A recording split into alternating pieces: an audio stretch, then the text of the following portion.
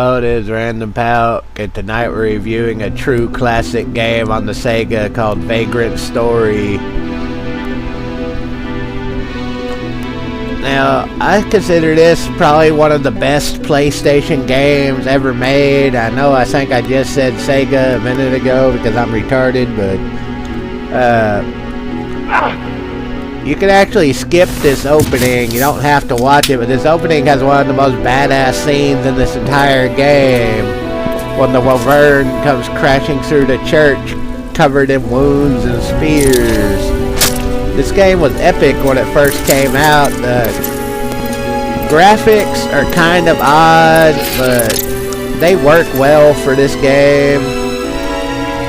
The only reason why I'm going through the opening is because the opening is interactive. Otherwise, I'd go straight to the game. The story in this game is also really good. So if you're playing the game because you like the story, you won't be disappointed. But of course, the main reason to play this game is for its really well done combat system and crafting mechanics, which we'll be getting to as we go through the game, depending on how long we play it. But anyway, this is Vagrant Story review, if you haven't already figured that out. But enough of the random bullshit commentary. Let's just play the game and see what happens.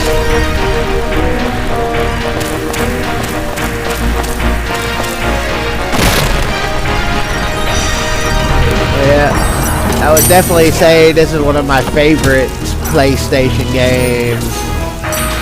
Right up there with Final Fantasy VII and Suikoden and shit like that. This game is definitely one of the greatest PlayStation games in my eyes.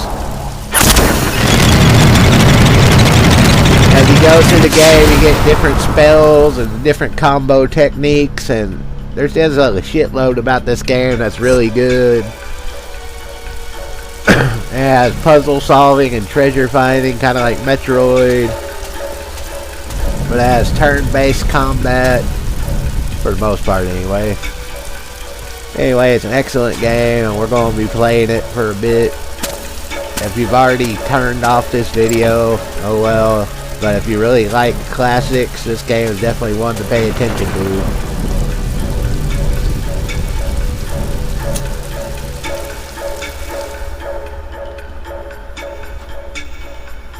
This is one of the games I've been wanting to do since near the beginning of this channel. I always wanted to do this game, but I had so many computer issues it was impossible. But now I'm finally able to get to some of the games I really wanted to get to. And this just happens to be one of the first ones I chose. Because this game is just that good. Plenty of bosses and mini-bosses. I mean, I can't really... There's only a couple things I have a problem with, but overall this game is just really fucking well done, and it deserved a sequel, but they never made a sequel to it.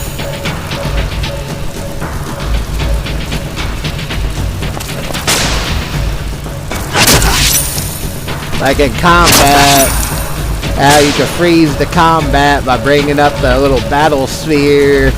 And you can even choose which part of the body you want to strike. And depending on what part of the body you attack, could be a strength or a weakness depending on the enemy type. And there's just a lot of strategy involved in where you choose to strike.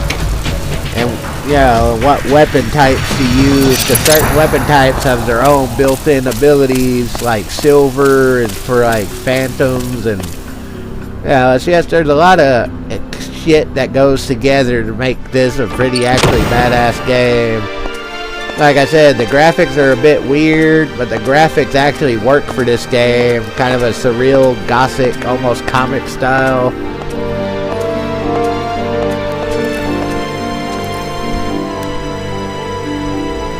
And of course, can you forget one of the most iconic main villains, Sydney? Yeah, Sydney to me is one of the most iconic villains out of a lot of these old school games, just because you never expect to see that guy the way he is with the like robotic arms and shit. Fucked up, but it works.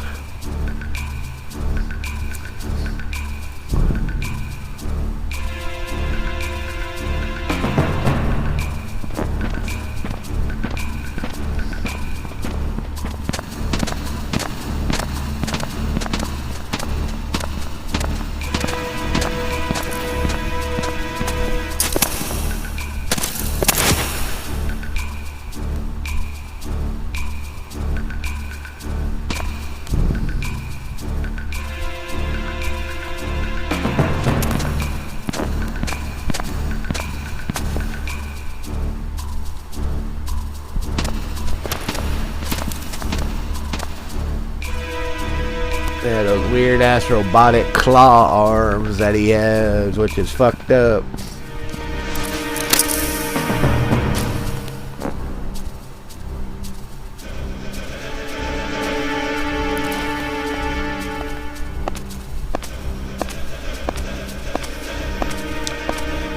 Yeah, this game has all sorts of classic betrayals, and yeah, the story in this game, if you actually follow the story, is actually incredibly good.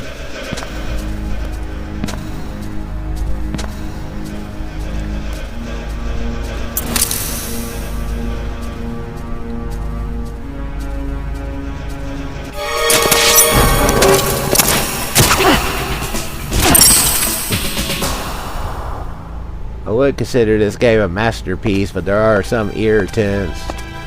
But most of those irritants don't come till later,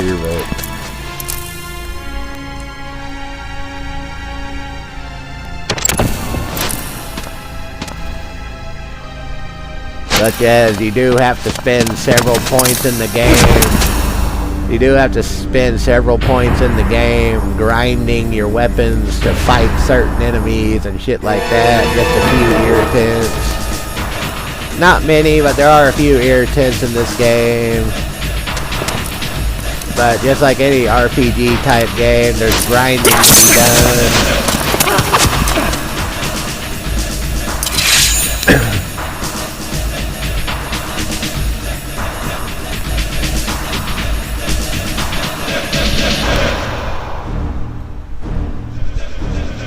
We may play through this entire game, but for now it's just a kind of part 1 review, but we may go through the entire game just because it's such a good game. It deserves to be played in its entirety. I also need to go back to some of those other games I need to finish, which I'll probably do now that my computer's working again. But since I gotta start over on them, it may take a while. So I apologize for that. Like, I plan on eventually continuing Wizardry 8, shit like that. I gotta get back to where I was on it. But yeah, the Wyvern coming crashing down, covered in wounds. That's fucking ingenious. When I first saw that as a kid, I thought that was the best fucking intro to a boss ever.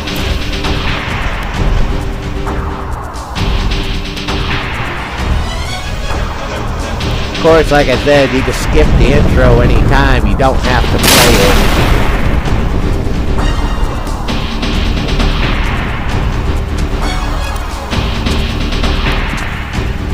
Oh, I have to show a close-up of his crotch, so that's kind of fucked up.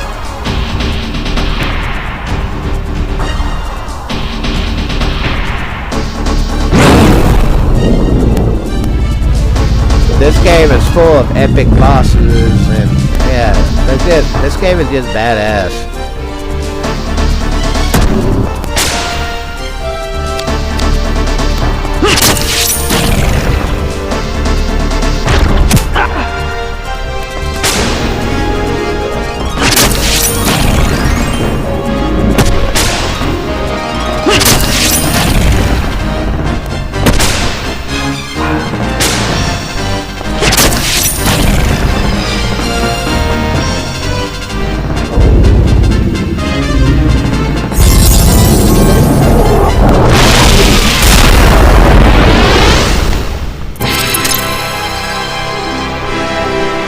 Of course, the music in this game is fucking good too. I haven't even said anything about the music, I don't think, but the music is actually incredibly good for this game as well. It has a kind of style to it that just fits perfectly with the atmosphere. Now, one of the main things you gotta watch out in this game is the risk meter, because the higher your risk meter, the less attack, the harder it is to hit the enemy. But the easier it is for the enemy to hit you, so you constantly have to monitor your risk meter. But that's not too horrible, but it is an interesting mechanic.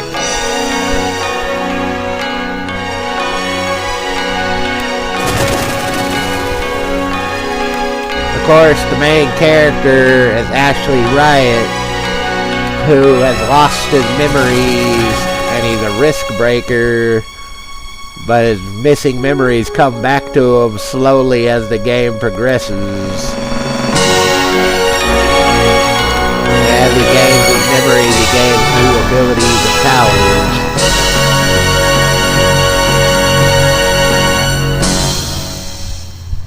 And that's the basics of Vagrant story. Now we can play the game for real, because now the opening's over. So is the opening explanation and dialogue. So let's play this game and enjoy it.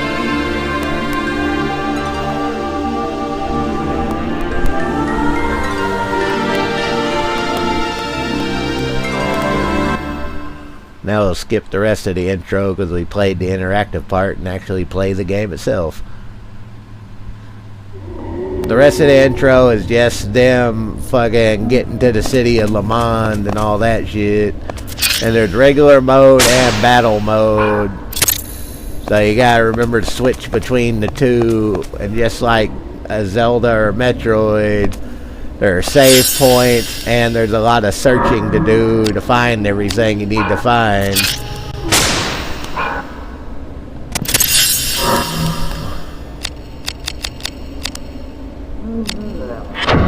Sorry, it's been a long time since I played the game, so I gotta memorize the controls again. But this is an excellent game, and it's definitely worth anybody that's a fan of action type games or RPGs. It's definitely one worth checking out. Like I said, we may do a full run of this game.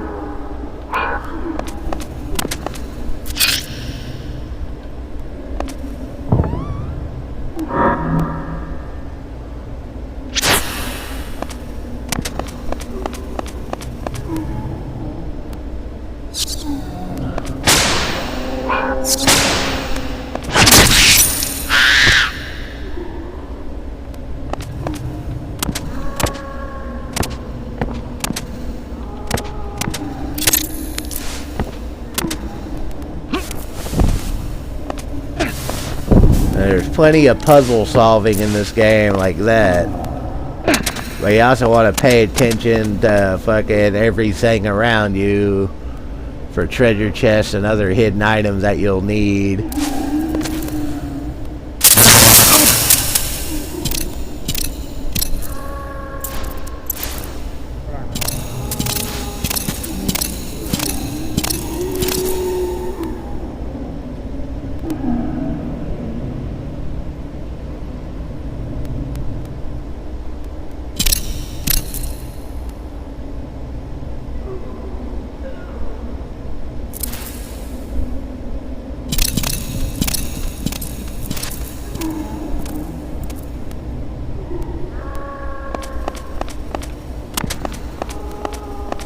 This game also has plenty of hidden traps. And that's the door they just tried to open, but you can't open it because of Grimoire. But luckily you can use L and R to rotate the screen, but be careful because like I said, there are hidden traps on the ground. So you gotta be wary of the traps.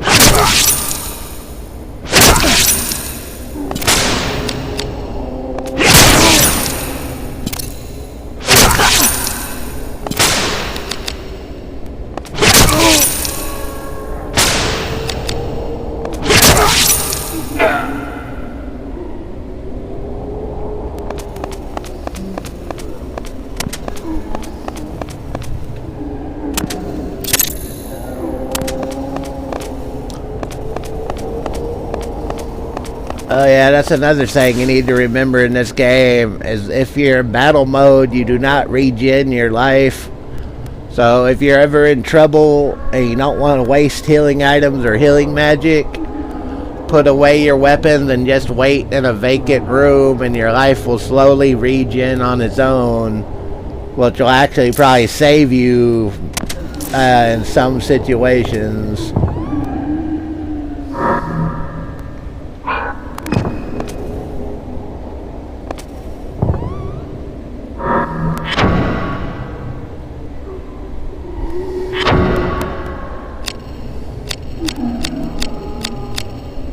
And that's your storage container.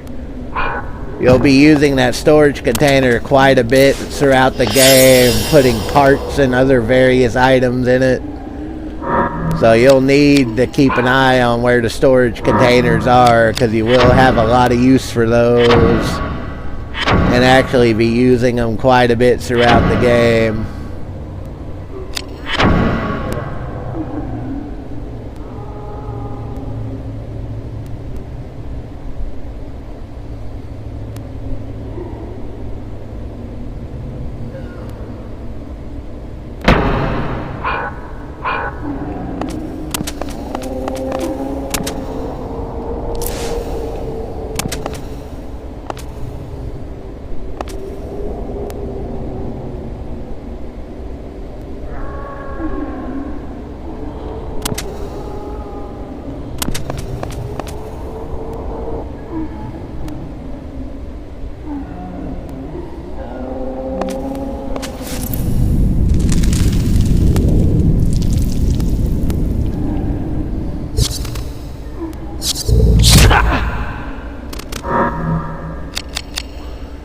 Now, at the start, I suggest you start picking which weapons you want to start using for which enemies, because you have to build up pretty much multiple weapons for different enemy types.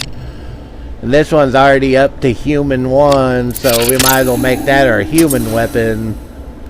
So we're going to switch to this axe.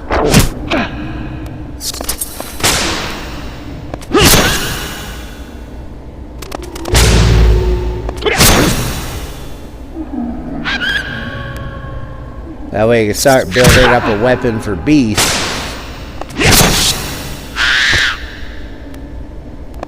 Because like I said, you'll be wanting to swap weapon styles for every enemy type. Alright, now that's the way to go, but we want to make sure we take a look around for treasures. Because like I said, you gotta find all the treasures to get all the gear. And also you gotta be careful because there are traps everywhere. Now we're going to restore our health a tad bit, even though there's really no super reason to. But why risk dying, especially when my arm is already injured? You can tell your body part's injury level by that little character at the bottom of the screen. If it gets red, it's broken, but there are items that restore your body parts, and there are certain points in the game that will heal them.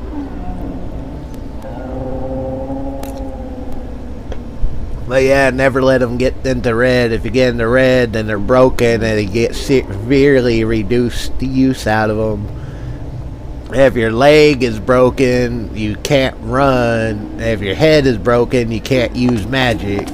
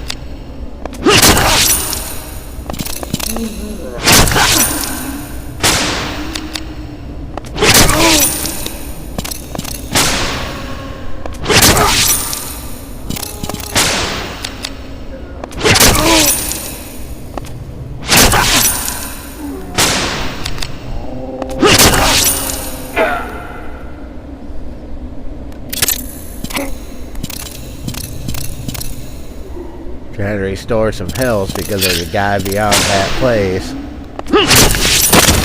Yeah, sometimes you have to destroy obstacles in order to help you. Like, it was too high to get on those boxes, so I had to destroy that one box just so I could fucking climb up it.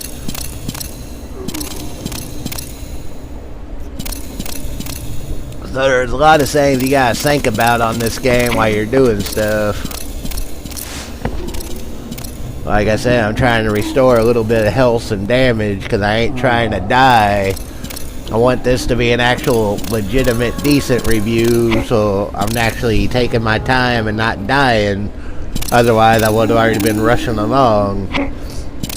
Well, I figured I should at least make a reasonable review for a change instead of just a fucking dick around rush review like a lot of them were. Not that I wasn't trying, it's just I was fucking rushing and fucking up.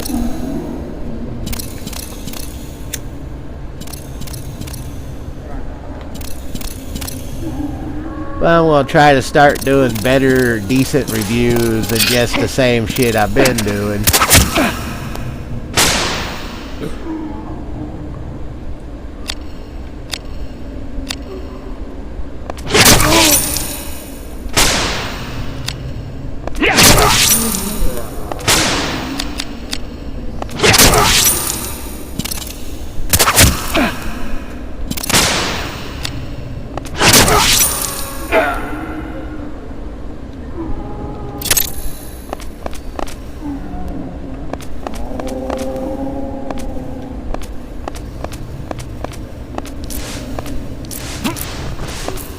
Alright, just making sure there weren't any other doorways. Normally you can see the doorways on the map by that little grayish blob and the little red blob that you came from, but sometimes you gotta look around carefully for hidden doorways. But now we're in bad shape because the arm and head are fucked up, so we need to restore our health enough to where they're at least in the green.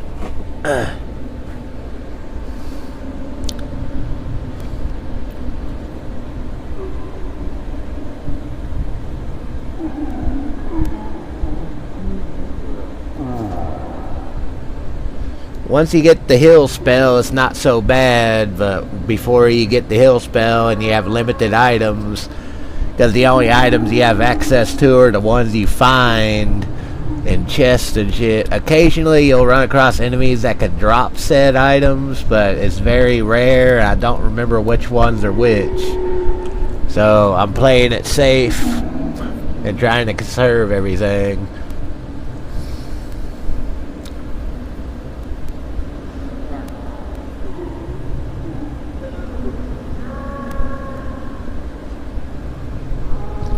Starting in this game is a little bit slow because you do have to constantly stop to let your shit restore. But like I said, once you start getting the spells like the heal spell and shit, it's a little bit easier. But if you're trying to beat this game seriously, sometimes you gotta take a moment and let yourself catch up. Otherwise you'll take too much damage and be screwed.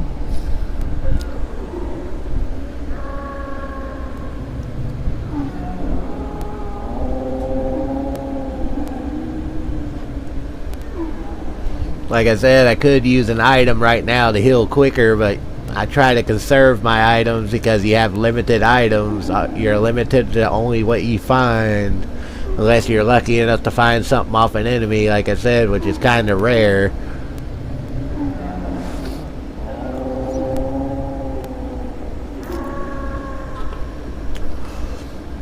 So yeah, it is one of those games where you need to conserve your inventory. Even though eventually you'll start stockpiling so much shit, you gotta go to that treasure chest and start dropping stuff. But every time you get to a fucking new forge area or workshop, the chest is always there, so you can always access the shit there. Kinda like Resident Evil with the checkpoints.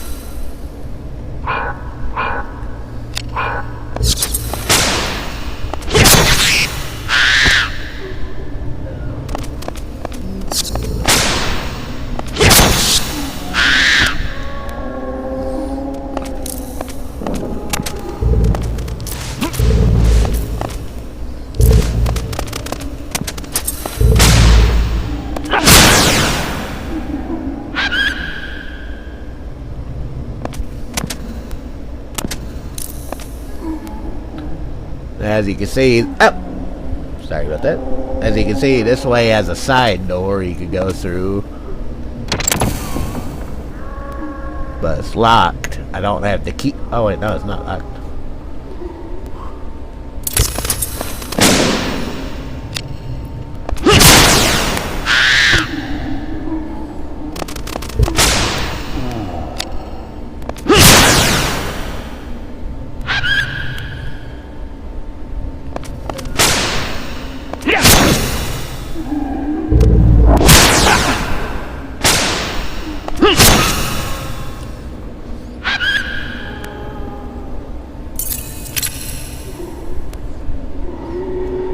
Yeah, trap rooms like this are fucking quite common, but not terrible if you know what you're doing. Here's where you get the crossbow and some gloves and a couple of Vera roots and shit, which, like I said, you want to conserve them.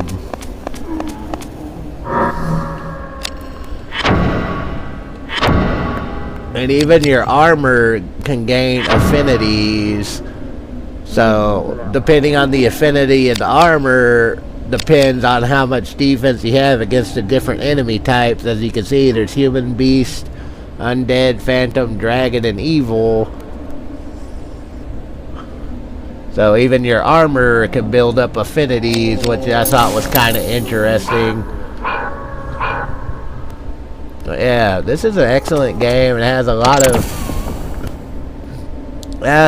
things about it that make it fucking worth playing and makes your strategy. Yeah, it does take a bit of strategy sometimes. But like I said, in this game, there's a lot of variables you have to think about, and you gotta do them quite well, otherwise you get fucked up. I don't know if that made any sense to you, but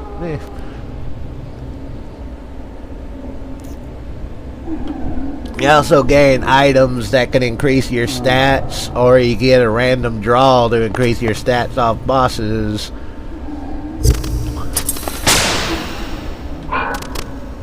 Fucking wolf. I know you start off the game fighting fucking wolves and bats, but the variety of enemies in this game is actually quite a bit. Once you start fighting the evil Chucky dolls and all the other bullshit, the variety of enemies in this game are actually really good.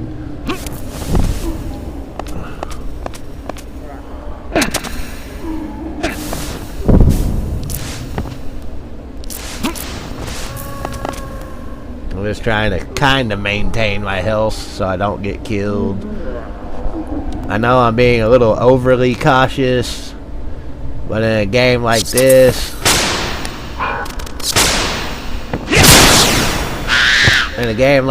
you're better off being overly cautious and not cautious enough.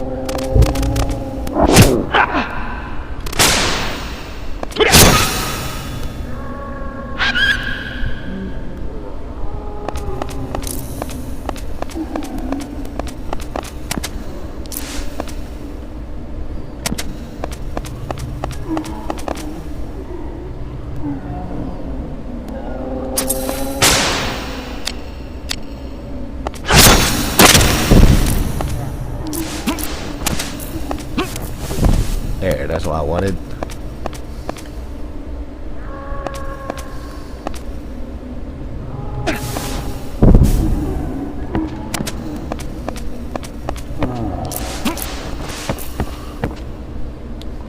Now the worst part of this game to me are these fucking time switches.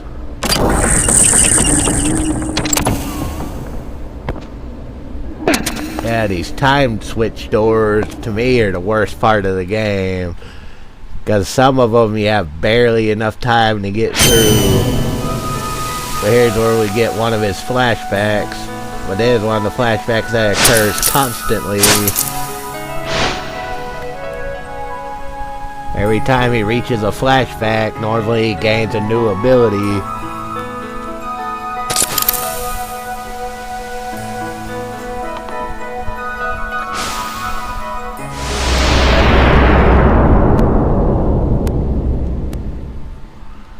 But yeah, like I was saying, the atmosphere and everything on this game is just fucking badass.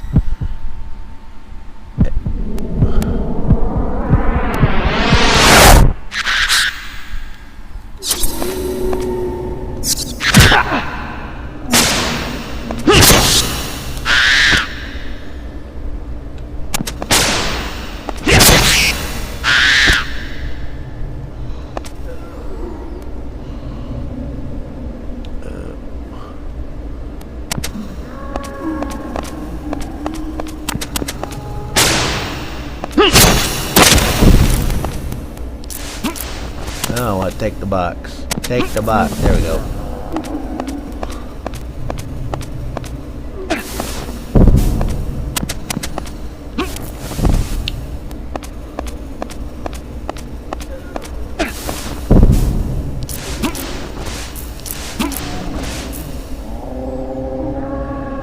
Now, you always want to scan the rooms to make sure there's not a treasure chest you're going to forget.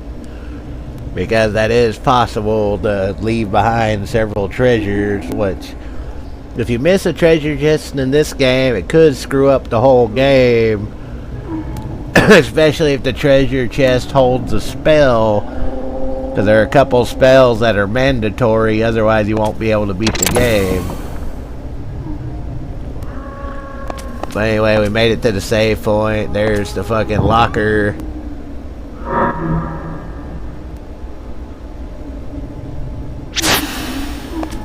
Sometimes the lockers in these save areas have fucking treasures in them. Oh wait, that wasn't a locker, that was just a chest, never mind. But anyway, we're going to end this here probably, but we may continue this game. Actually, we probably will continue this game. And hell, we may do a full playthrough of it, because this game is definitely a game worth playing through the entirety. It doesn't take a shitload of time to beat unless you just do an excess amount of building up, and there are a lot of post-game things that you can do, like making it to the workshop god hand and all that. So there's a lot of things in this game that make it worth playing. But for now, I'm going to end this one, and we'll probably resume this game in the near future, hopefully. But anyway, if you like my videos, please subscribe. And if we continue on with this game, you'll get to see a lot more interesting shit and a lot of actual cool bosses. So there's Random Palk. Y'all have a good night.